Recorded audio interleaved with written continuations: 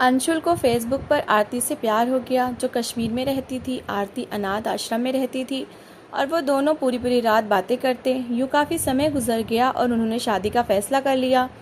अंशुल आरती से शादी के लिए कश्मीर चला गया तो वहाँ आरती का एक्सीडेंट हुआ और उसकी आंखें चली गईं, तो उसने अपना नंबर बंद कर दिया। अंशुल कश्मीर में मारा मारा फिरता रहा, लेकिन उसका आरती से कोई कांटेक्ट ना हुआ, तो वो थक हार कर वापस आने लगा। तो रास्ते में उसकी गाड़ी के नीचे एक अंधी लड़की आ गई और जब उसे नीचे उतरकर देखा तो उसकी चीखें निकल गईं, क्योंकि आरती, तुम मुझे अपनी फ़ोटो भेजो, मैं तुम्हें देखना चाहता हूँ।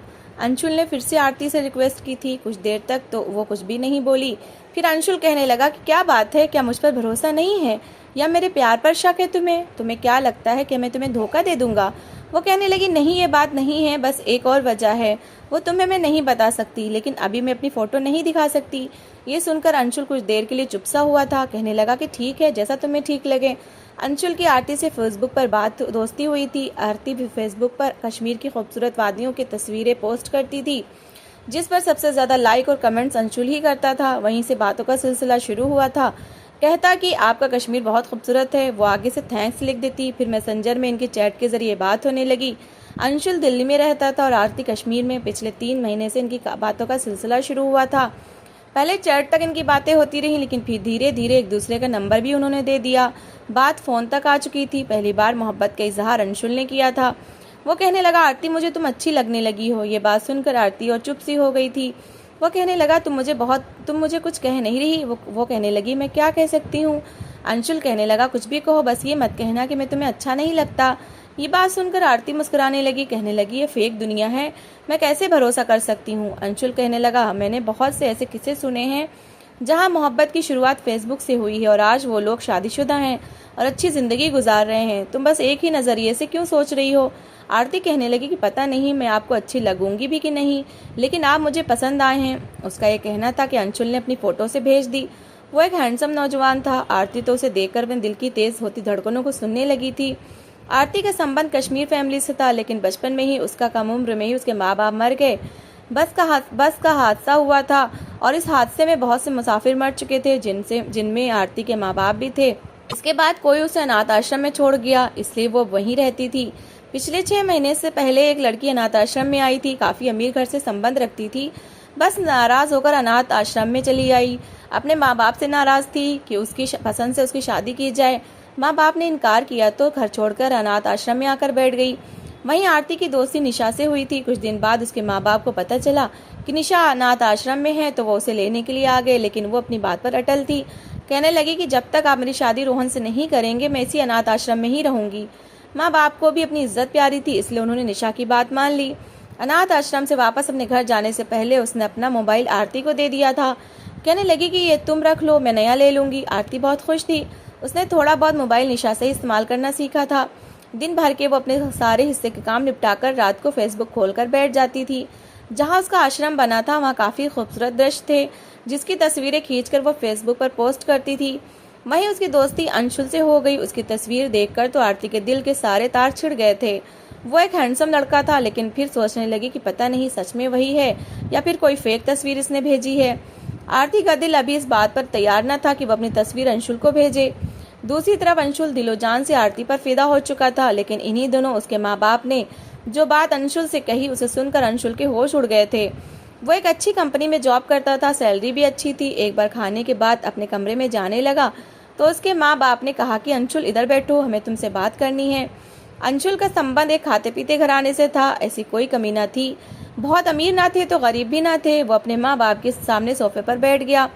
कहने लगा, जी कहिए पापा, क्या बात है? वो कहने लगे कि तुम्हारे लिए मैंने अपने दोस्त पंकज की बेटी श्रेया से रिश्ता तय कर दिया है। ये सुनना था कि अंशुल हत्थे से उखड़ गया। कहने लगा, पापा, आप कैसे मुझसे पूछे बिना मेरा रिश्ता तय कर सकते हैं? मुझे शादी नहीं करनी श्रेया से। ये सुनना था कि उसके पापा हैरत से अपने आज्ञाकारी बेटे को देखने लगे कि उसने आज तक कभी भी उनकी किसी भी बात को मना नहीं किया था। कहने लगे, क्यों, क्या बुराई है श्रेया में? अंशुल के पापा को अपनी दोस्त की बेटी से बहुत प्यार था। वो कहने लगा, बात बुराई और अच्छाई की नहीं है, पसंद की है, वो मुझे पसंद नहीं है। ये सुनना था कि उसके पापा तो गुस्से में आकर कहने लगे, तो फिर कौन पसंद है तुम्हें? मुझे भी तो पता चले। ये बात सुनकर अंशुल नजरें चुरा गया। फिर कहने लगा कि मुझे एक लड़की से मोहब्बत है और मैं शादी उसी से करना चाहता हूँ। उसके पापा को ये सुनकर बहुत बड़ा गुस्सा आया था। उन्होंने समझा कि शायद जिस ऑफिस में ये काम करता है वहीं किसी लड़की से इसे प्यार हो गया हो। जिस कंपनी में अंशुल काम करता था वो जानी मानी कंपनी थी, इसलिए अंशुल से कहा कि हम देख लेते हैं लड़की कौन है, अगर वाकई वो हमारे परिवार के लायक हुई तो तुम्हारा रिश्ता तय कर देंगे। लेकिन जब उसने आरती के बारे में बताया तो अंशुल के पापा ने साफ मना कर दिया था। कहने लगे कि तुम्हारा दिमाग तो खराब नहीं हो गया है, तुम एक अनाथ लड़की से शादी करना चाहते हो जिसका कोई खानदान ना कोई बिरादरी। मैं लोगों को क्या मुंह दिखाऊंगा, और तुम समझते हो ये फेसबुक पर दोस्ती करने वाली लड़कियां क्या शरीफ होती हैं? पता नहीं कितने लड़कों से इनकी दोस्ती होती है, पैसे बटोरने के लिए सब कुछ करती हैं। मैं ऐसी आवारा लड़की को अपने घर की बहू नहीं बनाऊंगा। अंशुल कहने लगा, पापा वो ऐसी नहीं है, बहुत अच्छी है। लेकिन अंशुल के पापा ने न सिर्फ इनकार कर दिया था बल्कि वो कहने लगे कि पहले तो फेसबुक पर लड़की बनकर लड़के ही बात करते हैं, और अगर वाकई कोई लड़की हो तो वो शरीफ नहीं होती। कई लड़कों से इनकी बातचीत होती है और देखती हैं कि कौन सा लड़का उनकी अय्याशियां पूरी कर सकता है, और फिर उसी को अपने प्यार के जाल में फांस लेती हैं। मैं तुम्हारी जिंदगी कभी भी ऐसी लड़की के हाथों में बर्बाद नहीं होने दूंगा, तुम मेरे इकलौते बेटे हो। ये कहकर उसके पापा उठकर चले गए। उसकी माँ भी बड़े गुस्से में थी। कहने लगी कि अंशुल, फालतू की जिद छोड़ दो, वो लड़की तुम्हें कभी भी नहीं मिल सकती, तुम्हारे पापा इस रिश्ते पर कभी नहीं मानेंगे। मुझे तुमसे ऐसी उम्मीद नहीं थी, तुम कोई बेवकूफ़ किस्म लड़के तो हो नहीं, समझदार हो, जॉब करते हो। खुद सोचो कि आज तक उस लड़की ने तुम्हें अपनी तस्वीर नहीं दिखाई। तुम्हें क्या पता वो कौन है, कैसी है? सिर्फ कुछ महीने बातें करने से तुम कैसे उसकी अच्छाई का अंदाजा लगा सकते हो? कैसे कह सकते हो कि वो शरीफ है? उसकी माँ अंशुल को समझाने लगी। अंशुल चुपचाप उनकी बातें सुनता रहा। जब वापस अपने कमरे में आया तो आरती के बहुत से मैसेजेस आए हुए थे कि कहाँ हो, बात क्यों नहीं कर रहे। अंशुल आज थोड़े गुस्से में भी था। पिछले 15 दिनों से वो आरती से कह रहा था कि वो अपनी तस्वीर भेजे, उसे देखना चाहता है। इतनी मोहब्बत वो उससे करता था, उस पर अपना हक समझने लगा था। उसने आरती को कॉल की, फिर कहने लगा, आज या तो तुम मुझे अपनी तस्वीर भेजोगी या फिर मैं दोबारा तुम्हें कभी भी कॉल नहीं करूंगा। ये सुनना था कि आरती कुछ देर तो बोल ही ना सकी। फिर उसकी आवाज़ अंशुल ने सुनी तो उसका गुस्से तो जैसे फौरन ही खत्म हुआ था। कहने लगा, आरती रो क्यों रही हो? वो कहने लगी, अगर मैं तुम्हें पसंद नहीं आई तो फिर क्या होगा? अंशुल, मैं तुमसे बहुत मोहब्बत करने लगी हूँ, तुम्हारे अलावा किसी के बारे में सोच भी नहीं सकती। पहली बार अंशुल आरती के मुंह से अपने लिए मोहब्बत का इजहार सुन रहा था। उसे तो लग रहा था कि जैसे चारों तरफ फूल से खिल उठे हों। वो बहुत खुश होकर उससे कहने लगा कि तुम मुझे क्यों पसंद नहीं आओगी आरती, तुम जैसे भी होगी मुझे दिलो जान से कबूल होगी। बस फिर आरती ने कुछ देर बाद अपनी तस्वीर भेज दी। कश्मीर की वादियों की तरह वो भी बहुत हसीन थी। बहुत खूबसूरत ब्राउन आंखें, सफ़ेद रंग, खूबसूरत नैन नक्श। बहुत नर्वस थी, चेहरे से ही लग रहा था कि पहली बार उसने अपनी तस्वीर किसी को भेजी है। उसके चेहरे पर डर के आसार भी थे, और अंशुल ने जैसे ही उसकी तस्वीर देखी तो कुछ पल तो आंखें झपकना ही भूल गया था, इतनी हसीन थी वो। अंशुल ने दूसरे दिन आरती की तस्वीर अपने माँ बाप को दिखाई, लेकिन उसके माँ बाप अब भी इनकार ही कर रहे थे। बल्कि उसके पापा तो गुस्से से चिल्लाकर कहने लगे, मैं तुम्हारी शादी कभी किसी अनाथ लड़की से नहीं कर सकता, अगर ये सच्ची भी है तब भी नहीं। मैं श्रेया से तुम्हारी बात तय कर चुका हूँ। कुछ दिन बाद ही मंगनी की रस्म है, और अगर तुमने कोई भी तमाशा करने की कोशिश की तो अंशुल, तुम मेरा मरा हुआ मुंह देखोगे। ये सुनकर अंशुल के तो होश उड़े थे। वो जानता था कि उसका बाप अपनी बात का पक्का है। अंशुल बहुत ज्यादा परेशान हो गया था, समझ नहीं पा रहा था कि इस मामले को किस तरह से हल करे। एक तरफ उसका दिल था जो सिर्फ आरती के नाम पर धड़कता था, और दूसरी तरफ बाप के गुस्से को भी जानता था कि वो जो कहते हैं वो करके दिखा देते हैं। उसने अपनी माँ की मिन्नतें की थी कि पापा से कहें कि अपनी जिद छोड़ दें, लेकिन उसकी माँ भी उसके बाप का साथ दे रही थी। कुछ दिन अंशुल ने आरती से कोई बात नहीं की थी क्योंकि वो अपनी ही परेशानियों में फंसा हुआ था। इसी दौरान उसने श्रेया से मंगनी भी कर ली। सोचा तो यही था कि वक्ती तौर पर बाप की बात मान लेगा, फिर वो खुद ही श्रेया से कहेगा कि वो उससे शादी नहीं करना चाहता, और कोई भी लड़की ये सुनकर किसी भी लड़के को नहीं अपना सकती जब वो लड़का उसे मोहब्बत ही ना दे सकता हो। लेकिन श्रेया बचपन में ही उसके सपने देखती आ रही थी। जब ये बात अंशुल ने श्रेया से कही तो वो रोने लगी। कहने लगी, तुम कैसे किसी और से प्यार कर सकते हो? मैंने बचपन से सिर्फ तुम्हारा नाम ही अपने नाम के साथ जुड़ा हुआ सुना था। मेरे माँ बाप ने शुरू से ही मुझसे यही कहा कि मैं अंशुल की दुल्हन बनूंगी, तुम कैसे मुकर सकते हो? अंशुल के लिए ये बात भी हैरान करने वाली थी। उसके माँ बाप ने बिना उससे पूछे बचपन में ही क्यों उसका रिश्ता श्रेया से तय किया था। अंशुल तो अपना सर पकड़कर बैठ गया था। जितना वो इस मसले को हल करना चाहता था उतना ही वो पेचीदा होने लगा था। श्रेया तो उसे छोड़ने को तैयार ही ना थी। दूसरी तरफ माँ बाप ने भी सख्ती की हुई थी। लेकिन जब कुछ दिन बाद अंशुल ने आरती को कॉल की तो फोन नहीं उठ रहा था। उसने कई बार आरती को कॉल की और ऐसा पहली बार हुआ था कि आरती ने उसका फोन ना उठाया हो। वो बहुत परेशान हुआ था। फिर उसे लगा शायद वो किसी काम में बिजी ना हो, लेकिन जब अगले दिन उसने कॉल की तब भी किसी ने फ़ोन नहीं उठाया। ऐसा 5-6 दिन तक होता रहा। पहले तो अंशुल को ये लगा कि शायद कुछ दिन अंशुल ने आरती से बात नहीं की इसलिए वो गुस्सा दिखा रही है, लेकिन वो ये भी जानता था कि वो कभी भी अंशुल से इतना ज़्यादा नाराज़ नहीं हो सकती कि फ़ोन ही ना उठाए। अब तो अंशुल को परेशानी होने लगी थी। वो अनाथ लड़की थी, अनाथ आश्रम में रहती थी और बातों बातों में उसे ये भी बता चुकी थी कि अनाथ आश्रम में रहने वाली लड़कियों से उनकी मर्जी नहीं पूछी जाती। बस अगर कोई उनसे शादी करने के लिए तैयार हो जाए तो शादी करके विदा कर दिया जाता है, चाहे वो बुढ़ा इंसान ही क्यों ना हो। ये बातें जब अंशुल के दिमाग में आने लगी तो उसका दिल बहुत मचलने लगा था। वो कभी भी ये बर्दाश्त नहीं कर सकता था कि आरती की शादी उसके अलावा किसी और से हो जाए। वो तो चाहता था कि इज्जत से अपने माँ बाप के साथ आरती का रिश्ता मांगा जाए, उससे शादी करके दिल्ली ले आएगा। लेकिन ये मामला तो संगीन होने लगा और इसके बाद फिर 15 दिन बाद भी आरती ने फ़ोन नहीं उठाया था और पिछले कुछ दिन से तो उसका फ़ोन ऑफ जा रहा था। वो बहुत परेशान था। दूसरी तरफ जब से श्रेया को ये पता चला था कि अंशुल किसी और लड़की से प्यार करने लगा है तो उसने ये बात अपने माँ बाप को बता दी। अब तो पंकज अंकल इस बात पर जल्दी मचाने लगे कि अंशुल की शादी श्रेया से कुछ महीने में ही हो जानी चाहिए। अंशुल की तो जान आरती में बसी हुई थी कि वो क्यों उसका फ़ोन नहीं उठा रही थी, उसका फ़ोन बंद क्यों जा रहा था। दिल में 100 तरह के ख्याल आने लगे थे कि कहीं ये अनाथ आश्रम वालों ने उसकी शादी किसी और से तो नहीं कर दी। अब वो सोच चुका था कि कुछ भी करके कश्मीर जाएगा। उसने अपने माँ बाप को भी इस बात का नहीं बताया कि वो चुपचाप कश्मीर जाने के लिए सोच रहा है। बस अपने ऑफिस में 1 हफ्ते की छुट्टी की एप्लीकेशन दी और रात के अंधेरे में ही अपने बैग में कुछ कपड़े डाले और कश्मीर के लिए निकल गया। दिल्ली से कश्मीर तक सफ़र उसने ट्रेन में किया था। कश्मीर पहुंचकर अंशुल का रुख उस अनाथ आश्रम की तरफ था। आश्रम का पता आरती ने उसे दिया था। जब उसने उस अनाथ आश्रम में जाकर वहाँ की इंचार्ज औरत से आरती का नाम लिया तो वो हैरत से उसे देखने लगी। कहने लगी, कौन आरती? हम तो किसी आरती को नहीं जानते। ये सुनकर अंशुल के तो होश उड़ गए थे। उसने अपने मोबाइल से आरती की तस्वीर दिखाई। वो औरत कहने लगी, हमें अनाथ आश्रम में बहुत सारी लड़कियां औरतें रहती हैं, एक से बढ़कर एक सुंदर हैं। मुझे सबकी शक्लें तो याद नहीं। ये बहुत बड़ा अनाथ आश्रम था। फिर औरत कहने लगी कि हो सकता है, मैं रजिस्टर में चेक करती हूँ। उसने रजिस्टर चेक किया तो कहने लगी कि मेरे रजिस्टर में आरती नाम की कोई लड़की नहीं है। ये सुनकर अंशुल का तो दिल बैठने लगा था। क्या वाकई उसके माँ बाप की बात सच्ची थी? आरती एक फेक आईडी थी, कोई संबंध नहीं था क्या? उसके साथ धोखा हुआ था? एक मर्द होते हुए भी उसकी आंखों से आंसू बह रहे थे। वो फौरन वहां से उठकर वापस चला गया। अपनी जिंदगी से बिल्कुल मायूस हो चुका था। उसे इस लड़की को टूटकर चाहा था, सच्ची मोहब्बत की थी। उसकी खातिर अपने माँ बाप तक से लड़ पड़ा था, जिनकी कभी भी उसने नाफरमानी नहीं की थी, कभी अपने माँ बाप की एक बात को नहीं टाला था। लेकिन इस लड़की की खातिर उसने सबके साथ ही लड़ाई मोल ली थी। दिल्ली से कश्मीर पहुंचा था लेकिन यहाँ कोई था ही नहीं। उदास होकर वो कश्मीर के एक दरिया के किनारे बैठ गया जहाँ के दृश्य अक्सर आरती उसे दिखाया करती थी। वो हैरान था, इतना बड़ा झूठ कैसे कोई लड़की उसके साथ बोल सकती है। अनाथ आश्रम से बाहर के सारे दृश्य वैसे ही थे जैसे आरती उसे दिखाती थी। इससे तो यही जाहिर होता था कि वो इसी अनाथ आश्रम में रहती है। यहाँ तक कि उसे कमरा तक दिखाया था। इतना बड़ा झूठ कैसे बोल सकती थी? वो जितना आरती के बारे में सोचता उतना ही उसका दिमाग चकराने लगता था। दिल का ये आलम था कि वो ये मानने को तैयार ही ना था कि वह झूठी लड़की थी।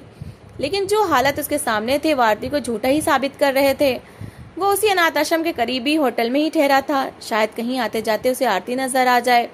कई बार वो उस आश्रम के चक्कर भी लगा चुका था। कहने लगा कि वो बहुत कम उम्र में ही इस अनाथ आश्रम में आई थी। आप पुराने रजिस्टर निकाल कर देखें, शायद आपको उसका नाम नजर आ जाए। वो औरत अपना सर पकड़ लेती, कहने लगी, आप क्यों एक लड़की के पीछे पड़े हैं, और वो भी एक ऐसी लड़की जिससे आपकी दोस्ती सिर्फ फेसबुक पर हुई थी? क्या वहाँ भी सच्ची मोहब्बतें होती हैं? आपको किसी ने बेवकूफ़ बनाया है मिस्टर। और मेरे पास इतना वक्त नहीं है कि मैं पुराने रजिस्टर चेक करती फिरूं। उनमें से तो बहुत सी लड़कियों की शादियां भी हो चुकी हैं। अभी पिछले महीने ही 10 लड़कियों की शादियां हुई हैं। ये सुनकर अंशुल का दिल धड़कना भूल गया था। कहने लगा, आप मुझे उन लड़कियों की तस्वीरें दिखाएं, उनके नाम बताएं। वो कहने लगी, इनमें से किसी का नाम आरती नहीं है।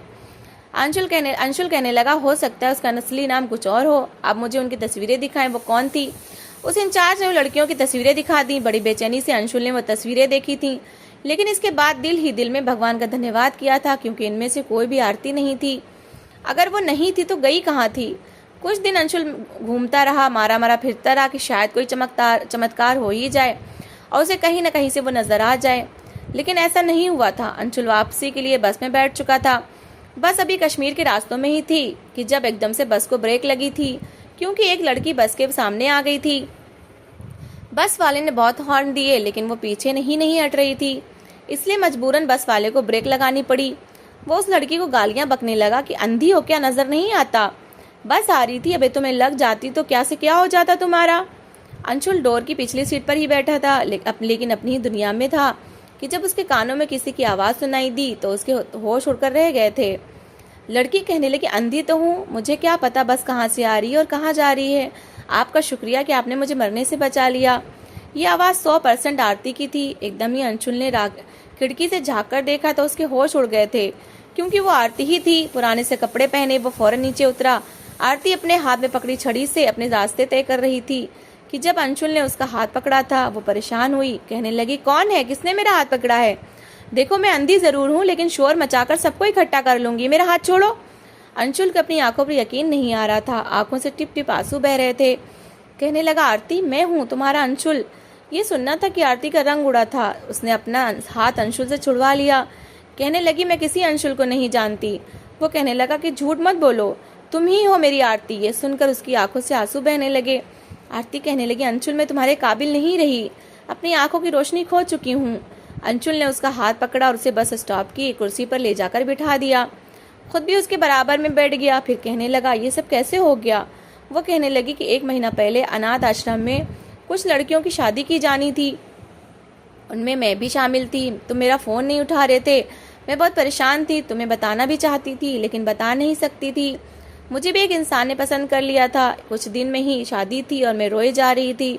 तुम्हें कई बार फ़ोन कर चुकी थी लेकिन तुम्हारा कोई जवाब नहीं आ रहा था, इसलिए मैं मायूस हो गई। मेरी एक दोस्त थी जिसकी उम्र कुछ ज़्यादा ही हो गई थी और आश्रम वाले उसकी शादी नहीं कर रहे थे। मैंने अपनी दोस्त से कहा कि वो मेरी जगह यही कपड़े पहनकर बैठ जाए और उस इंसान के साथ विदा होकर चली जाए। मैं सोच चुकी थी कि मैं यहाँ से भाग जाऊंगी, क्योंकि मैंने मोहब्बत तुमसे की थी, किसी और के साथ ज़िंदगी नहीं गुजार सकती थी।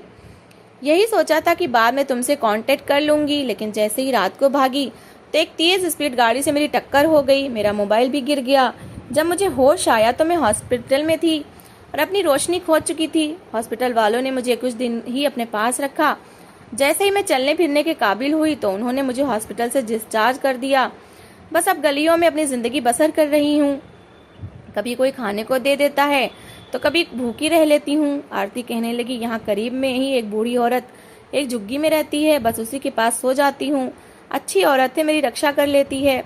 फिर अंशुल ने से पूछा, आरती मैं तुम्हारे आश्रम भी गया था, मगर वहाँ की इंचार्ज ने साफ मना कर दिया कि कोई आरती नाम की लड़की यहाँ नहीं रहती। तो आरती ने बताया कि मेरा असली नाम रागनी है। मैंने फेसबुक पर आरती नाम से ही आईडी बनाई थी, इसलिए उन्हें पता नहीं था। अंशुल ने उसी दिन कुछ लोगों की मौजूदगी में रागनी से शादी कर ली थी और उसे दिल्ली लेकर आ गया। माँ बाप ने पहले तो बहुत विद्रोह किया, लेकिन फिर उसे स्वीकार कर लिया। रागनी जैसी भी थी, अंशुल उसके साथ खुशी भरी जिंदगी गुजार रहा था, क्योंकि उसने उससे सच्ची मोहब्बत की थी। तो दोस्तों, इस कहानी को लेकर आपकी क्या राय है, कमेंट बॉक्स में ज़रूर बताएं। और अगर कहानी अच्छी लगी हो तो प्लीज़ लाइक करें। अगर आपने हमारे चैनल को अभी तक सब्सक्राइब नहीं किया तो ज़रूर कर लीजिए। तो मिलते हैं ऐसी एक मोटिवेशनल कहानी के साथ। तब तक के लिए थैंक्स फॉर वॉचिंग।